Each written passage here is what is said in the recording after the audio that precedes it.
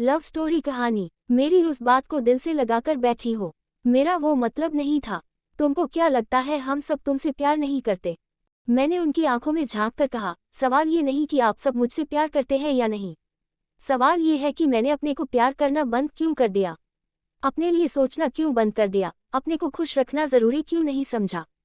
बगल में रखा फोन बार बार नया मैसेज आने की सूचना देता रहा। मैंने खींचकर डेटा ऑफ कर दिया। मुझे पता था मैसेज नीरू का ही होगा। क्या करूं उसकी तस्वीरें देखकर? वो कहाँ घूमी, कितने नए डिजाइनर से मिली, क्या कुछ नया सीखा, मुझको जानकर करना भी क्या था। एक लंबी सांस खींचकर मैंने खुद से बोले झूठ को सच मानने की कोशिश की।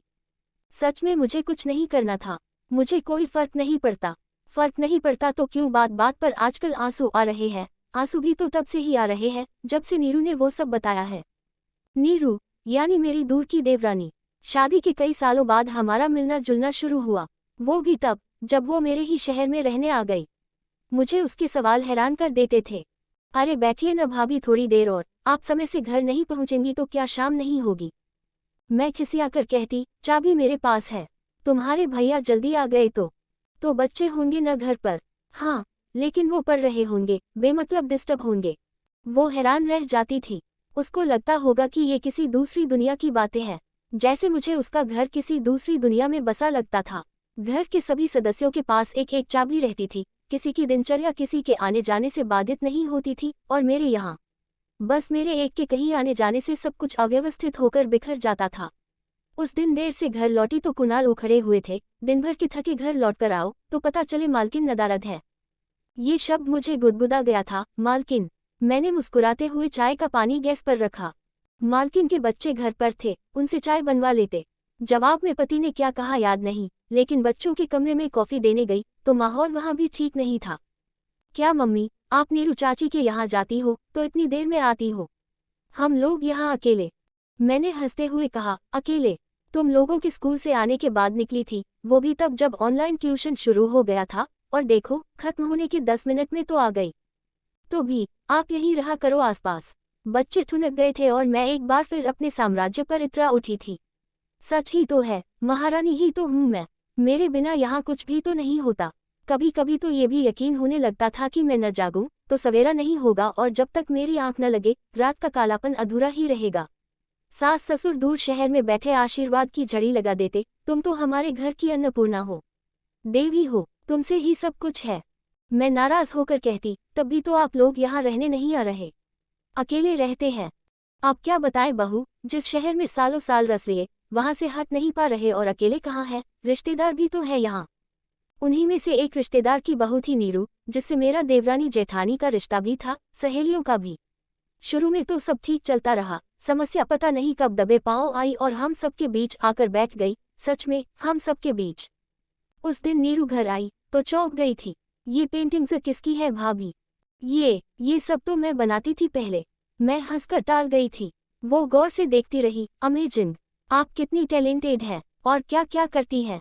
उसने इतने उतावलेपन से पूछा कि मैं रुक नहीं पाई। कहीं भीतर रखी स्केचबुक, पेंटिंग सभी निकाल लाई और अपने अंदर छुपे कलाकार को भी। नीरू हर स्केच, हर पेंटिंग को गहराई से समझती रही और मैं विस्तार से समझाती रही। अचानक नीरू हंसने लगी थी। क्या भाभी, मुझे तो विश्वास नहीं हो रहा कि मैं आपसे बात कर रही हूँ। कौन सोच सकता है कि you are an amazing artist. क्यों इस टैलेंट को बाहर नहीं लाती है? मैं झेप गई थी। क्या करना अब, उम्र चली गई इन सब की। वैसे भी इनमें कमाई तो है नहीं, बस बेमतलब का। नीरू ने मुझे टोक दिया था, हर काम रुपए के लिए नहीं किया जाता भाभी। मेरी बड़ी बहन को देखिए, राइटर है, बहुत अच्छा लिखती है, कितनी गोष्ठियों में जाती है, कितना नाम है उनका। इसमें रुपए नहीं आते, लेकिन बेहद जरूरी है ये उनके लिए। मैं समझ नहीं पाई थी, क्या जरूरी है? नीरू ने मुस्कुराते हुए मेरी हथेली थपथपा दी थी। अपने को खुश रखना जरूरी है, अपने आप को प्यार करना जरूरी है। शायद उसी दिन शुरुआत हो गई थी। मेरे शांत मन की सतह पर कंकर मारकर कोई हलचल तो वो मचा ही गई थी। मैंने अपने आप से पूछा था, क्या तुम खुश हो?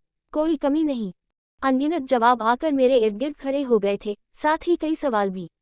असंतोष भी सिर उठाकर विद्रोह पर आमादा हो गया था, जिसके चलते उस दिन मैंने ये बात घर पर छेड़ दी थी। नीरू की कितनी हेल्प करते हैं सब, कितनी फ्री रहती है।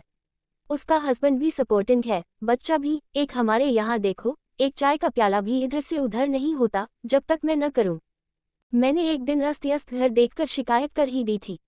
बच्चे मुंह बनाकर बिना कुछ बोले रह गए थे, लेकिन कुणाल ने चौंक कर कहा था, अरे नीरू से क्या बराबरी कर रही हो? वो वर्किंग है, बाहर खटती है, 4 पैसे कमाती है, घर की आर्थिक स्थिति सुधारती है, तो घर के कामों उसकी मदद भी लोग करते हैं। तुम घर में रहकर थकती थोड़ी हो। मैं तो सन रह गई थी। ये कौन सा हिसाब हुआ? जो घर में रहता है वो थकता नहीं, या फिर जो घर की जिम्मेदारी संभाले हुए है उसको थकने का हक ही नहीं। जितनी बार भी ये बात दिमाग में गूंजती, आंखें भर आती। आंखें भरने का एक कारण और भी था। लगी लगाई अच्छी खासी नौकरी मैंने खुद ही छोड़ी थी। जुड़वा बेटों की किलकारी से जब घर गूंजा, तब कुणाल ने ही तो कहा था, तुम घर संभालो, बच्चों को देखो, मैं कमा रहा हूं न।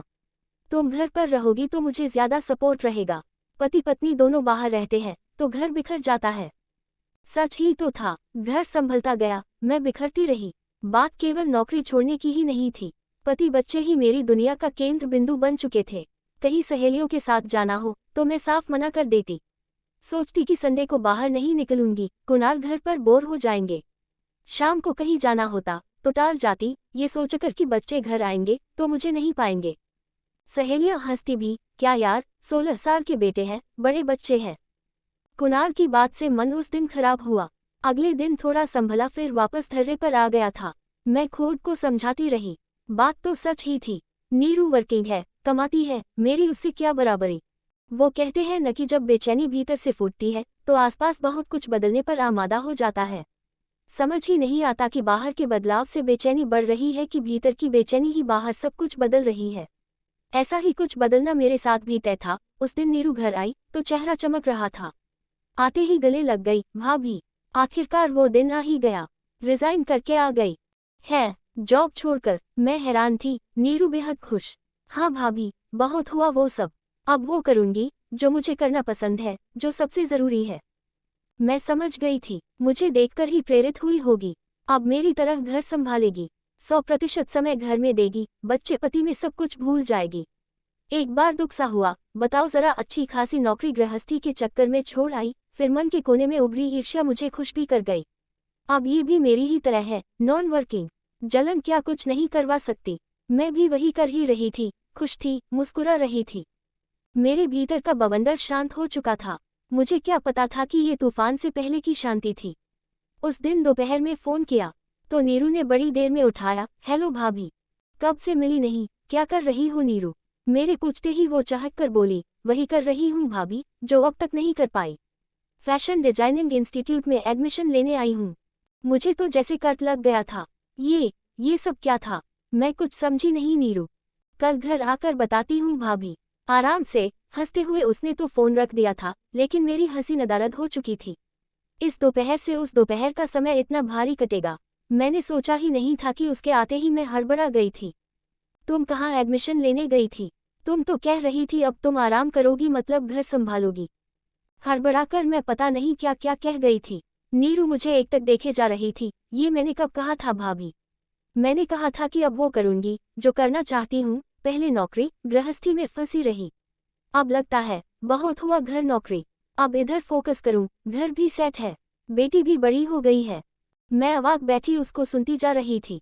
इसकी 10 साल की बेटी बड़ी हो गई, मेरे 16-17 साल के बेटों को अभी छोटा ही मान रही हूं मैं। सवाल तो ऐसे ऐसे मुंह में आ रहे थे जैसे दीन दुनिया से बेखबर मैं कोई अनाड़ी हूं। क्यों नीरू, अभी तो सालों कोर्स चलेगा, कमाई थोड़ी होगी, मतलब बाद में होगी, है ना? हाँ भाभी, अभी तो बहुत कुछ सीखना है। वैसे भी ये सब कमाई के लिए थोड़ी कर रही हूँ, बस सीखना है, जानना है। उसकी आंखों में दीप टिमटिमा रहे थे, दीप आशा के, सपनों से भरे हुए। पता नहीं क्यों मेरी आंखों में ठीक उसी वक्त से कुछ बुझ गया था। कितना मन था मेरा पेंटिंग सीखने का। थोड़ा बहुत सीखा कि तभी नौकरी लग गई, फिर शादी, बच्चे और फिर। नीरू बोलती जा रही थी, भाभी, सीखने की कोई उम्र थोड़ी होती है, जब जागो तभी सवेरा। नीरू की हर एक बात से मैं चकित ही थी। किन सपनों की बात करती है ये? वो सपने जिनको हम खुद ही थपकी देकर सुला चुके होते हैं। उस दिन के बाद से तो जैसे मैं बुझ ही गई थी। न नौकरी कर पाई, न सपने पूरे कर पाई। हालांकि मन के एक कोने से अभी भी किसी तारीफ की आवाज आती थी, कोई तो था जो मेरी पीठ थपथपा देता था। तुम दिल छोटा न करो, तुमने कितना कुछ किया है सबके लिए, कहते तो है न सब, तुम अन्नपूर्णा हो, गृहलक्ष्मी हो। बार बार उठते बवंडर खुद ही शांत होते रहे। मैं जानबूझकर किसी ख्याल को सिर उठाने ही न देती। तभी तो आज बार बार नीरू के मैसेज आते रहे, मैं टालती रही। रात को करीब 10 बजे फोन बज गया। नीरू का ही कॉल था। हाँ नीरू, क्या हुआ? मैंने अनमने ढंग से पूछा। वो हमेशा की तरह चाहक रही थी। आपको कितने मैसेज किए, देखे ही नहीं आपने? देखो तो कितने फेमस डिजाइनर से मिली आज मैं, एक इवेंट था। मैं झुंझला गई थी। अपनी उपलब्धि दिखाने के लिए इसको इतनी रात ही मिली थी। कल बात करते हैं नीरू। आंख लग गई थी मेरी। मेरा साफ झूठ भी उसके उत्साह को कम नहीं कर पाया। फोन रखने की बजाय वो फिर बोली, अच्छा सुनिए भाभी, 1 हफ्ते की वर्कशॉप है पेंटिंग की। पता है उन्हीं लोगों के लिए है जिन्होंने लंबे समय से ब्रश थामा नहीं, जो फिर से शुरू करना चाहते हैं। आज मुझे पता चला तो मुझे आप याद आए। डिटेल्स भेजे हैं, देख लेना आप। Good night, love you. उसका स्नेह मुझे भीतर तक झकझोर गया। कितनी तो प्यारी है, अपनी व्यस्त दिनचर्या में भी मेरे लिए सोच पा रही है। क्या इतना काफी नहीं? मैं क्यों नहीं इस देवरानी जेठानी वाली प्रतियोगिता से निकलकर उसको देख सकती हूँ? ठीक उसी समय ध्यान से उसकी तस्वीरें देखी। सब पर कुछ न कुछ लिखा। उसका मनोबल बढ़ाया। अंत में पेंटिंग वर्कशॉप वाले मैसेज पर नजर गई तो एक उदास मुस्कान मेरे चेहरे पर फैल गई। ये नीरू भी न, दिल्ली में है ये वर्कशॉप। मैं भला कैसे दूसरे शहर जाकर अटेंड कर सकती हूँ? और तारीख भी तो देखो, 7 फरवरी से 14 फरवरी, 2 मार्च से बच्चों के एग्जाम है। ऐसे ही वीडियो देखने के लिए हमारे चैनल को लाइक एंड सब्सक्राइब करें। Thanks for watching.